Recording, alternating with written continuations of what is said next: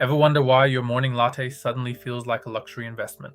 Inflation is back in the headlines, and this time the world is watching the Persian Gulf. Let's dive into the analysis. In April 2026, the US released inflation numbers that sent a shiver through the global market. The numbers weren't just high, they were persistent. The numbers are in. April 2026 saw a significant increase in US inflation to 3.8%, catching many by surprise. To understand why, we need to look at the energy anchor. Here's our first big question. Is this a temporary spike or a permanent shift in our global reality? And more importantly, who really pays the price when the world gets more expensive? Let's unfold the math. Tensions in Iran have reached a fever pitch. As the primary gateway for global energy, any ripple in the Persian Gulf is an earthquake for your gas tank. Energy prices have surged by double digits in weeks. This isn't just about fuel. Energy is the input for everything we build and ship.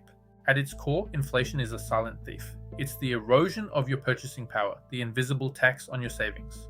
This feels eerily familiar to 2022 when the invasion of Ukraine triggered a massive global energy shock.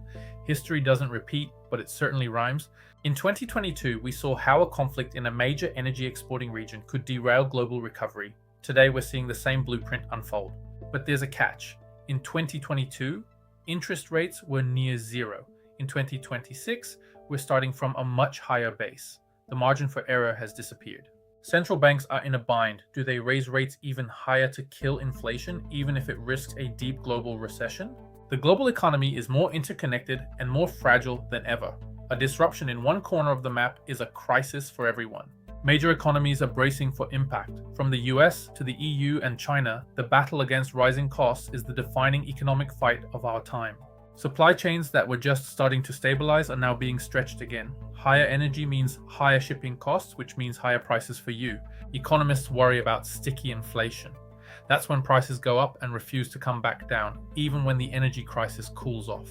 If workers demand higher wages to keep up with prices and companies raise prices to pay for those wages, we hit the dreaded wage price spiral. For the everyday person, this isn't just about macroeconomics, it's about the rent, the cereal, and the monthly car payment. The margin is shrinking. Emerging markets are hit the hardest. As the US dollar stays strong, their debt, often priced in dollars, becomes much heavier to carry. The US doesn't just export tech and movies, it also exports its inflation. Because the dollar is the world's reserve currency, every jump in US prices ripples across the globe. When the Fed raises interest rates to fight that inflation, it makes the dollar stronger. For other countries, this makes their energy and debt even more expensive. It's a double whammy. Developing nations face a brutal choice. Pay for expensive fuel to keep the lights on, or pay for expensive imported food to feed their people. There are no winners in this trade-off. History shows that when food and energy prices spike, social stability begins to crack. The archival pulse of economics isn't just about numbers, it's about human survival. But it's not all doom and gloom. Let's look at the factors that could lead us to a soft landing instead of a crash. Analysis matters. Labor markets remain strong, and innovation in energy efficiency is accelerating. We're learning to do more with less, which is a powerful hedge. The transition to renewable energy is no longer just an environmental goal, it's a national security priority to decouple from volatile regions. Investment in technology can eventually drive down costs, but that takes time. We're in the transition period and it's a bumpy ride. Here's a practical question. How has inflation changed your spending habits in the last year? Let's discuss in the comments below. We're halfway through. If you're enjoying this analysis into the price of tension, give the video a like and follow for more economics lessons. It's not just the Fed. Government spending and tax policy play a massive role in whether inflation stays hot or starts to cool down. The debate over austerity versus stimulus is back. Too much cutting could trigger a recession. Too much spending fuels the inflation fire.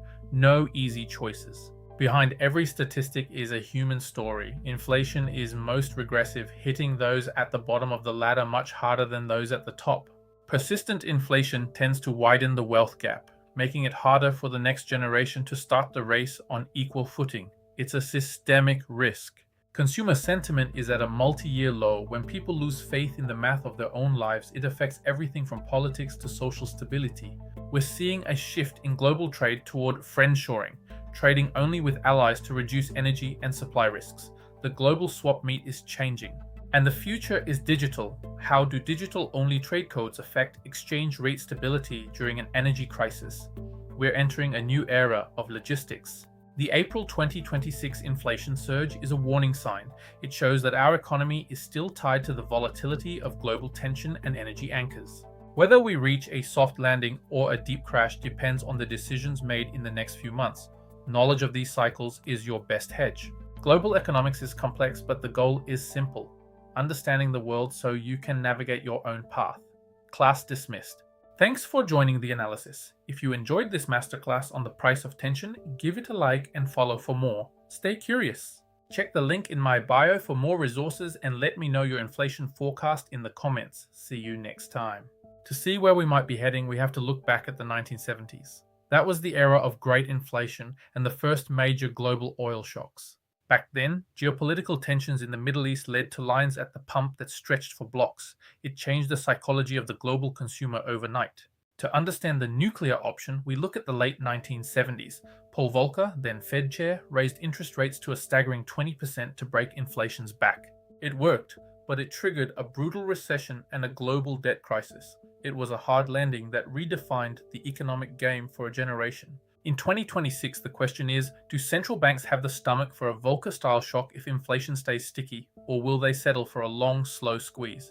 The fear today is stagflation, the worst of both worlds. It's when the economy stops growing, but prices keep rising. It's like trying to run through molasses. The EU is in a particularly tight spot. Their transition away from Russian gas was just finishing when the Iran tension hit. They're essentially starting the race with a heavy backpack. China presents a different puzzle. While the West fights inflation, China has been facing deflationary pressure. This divergence makes the global swap meet math incredibly complex. If China's manufacturing costs drop while energy prices rise, we get a chaotic pull and push on global prices. The archival pulse of trade is beating faster and harder. Economics is often just psychology. If you expect prices to go up, you buy now, which drives demand, which, you guessed it, makes prices go up. It's a self-fulfilling loop. This is why central banks talk so much about anchoring expectations.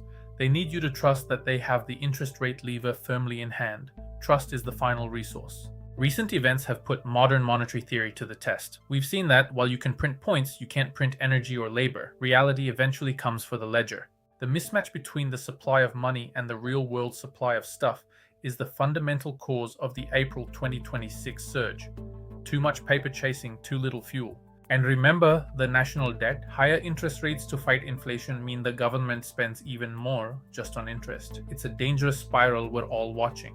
When official systems fail, the shadow economy rises. From barter systems to local currencies, people find ways to bypass the inflation thief. It's practical resilience in action. Can digital assets or CBDCs provide an escape? Some say they're a hedge, others say they're just another bubble waiting for a needle. The future of value is being rewritten right now. Ultimately, every economic system runs on a single, non-renewable resource: trust. Trust that the math will eventually balance out, and trust that the tension will break. We've traveled from your morning latte to the oil tankers of the Persian Gulf. Global inflation is the story of how our interconnected world manages risk and tension. Whether it's 2022 or 2026, the mechanics are the same. Energy is the anchor and trust is the glue. Understanding this math is your best hedge against the unknown. Thanks for joining the analysis. If you enjoyed this economics masterclass on the price of tension, give it a like and follow for more lessons that actually make sense. What's your inflation forecast? Let me know in the comments. Check the link in my bio for a free guide to economic hedging. Stay curious. To really understand April's data, we have to distinguish between headline and core inflation. Headline includes energy and food, the volatile stuff. Energy prices are the noise in the system. Central banks prefer core inflation, which strips out the energy spikes to see the underlying pulse. The real worry in April 2026 is that inflation is spreading into services, rent, healthcare, and insurance. This is much harder to cool down than a gas spike. Shelter costs are the heavy hitters of the CPI. They move slowly, but once they start climbing, they stay high for a long time. It's a structural squeeze.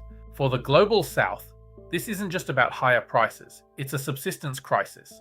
When energy and grain prices surge together, the safety net disappears. As the US raises rates, these nations must pay back their dollar-denominated debt with much weaker local currency. It's an impossible math equation. We aren't in Weimar Germany or 1920s Zimbabwe yet. That's hyperinflation, where the game board literally catches fire. We're in a correction, not a collapse. But persistent inflation erodes trust in the national points system. Once that trust is gone, the mechanics of trade start to seize up. Trust is the oil of economics. The ultimate hedge against inflation is productivity. If we can produce more stuff with less energy through AI and automation, we can lower prices naturally. This is the bonus round of the global economy. Innovation isn't just about new gadgets, it's the structural answer to the price of tension. As an economist, my final analysis is this: watch the core numbers and the energy anchors. The tension in Iran is the spark, but our resilience is the fuel. In a world of rising tension, being informed is your best defense. The global ledger is always changing, but the principles of math and trust remain. Thanks for joining this 14-minute analysis. If you enjoyed this masterclass on the price of tension, give it a like and follow for more. What's your inflation forecast? Let me know in the comments. Stay curious